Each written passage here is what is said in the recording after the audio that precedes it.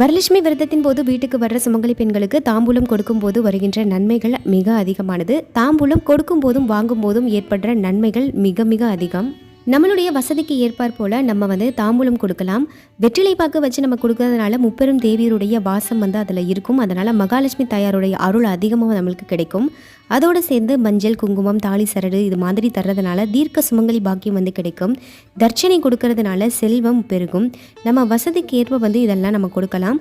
புடவை தரனால, வஸ்திர தானம் தரனால நம்மளுக்கு வஸ்திர தான பலன் அதிகமாக கிடைக்கும். மங்கள பொருட்களை சொல்லக்கூடிய பெண்களுக்கு பூக்களை கொடுக்கலாம். பழங்கள் வைக்கிறதுனால அன்னதான பலன் கிடைக்கும். கண்ணாடி வளையல் கொடுக்கறதுனால அமைதி உண்டாகும். சீப்பு கணவருக்கு ஆயுள் அதிகரிக்கும். மருதாணி நோய் நொடி வராமல் இருக்கும். இது மாதிரியான முக்கிய பொருட்கள் கொடுக்கலாம். கண்மை கொடுக்கறதுனால திருஷ்டி வராமல் இருக்கும். உரிக்காத மட்டை தேங்காய் தருவதனால நம்மளுக்கு ஏற்பட்டிருக்க பாவம் நீங்கும். ஒவ்வொருடைய விருப்பத்திற்கு ஏற்ற மாதிரி தாம்பூலம் தர்றது ரொம்ப நல்லது.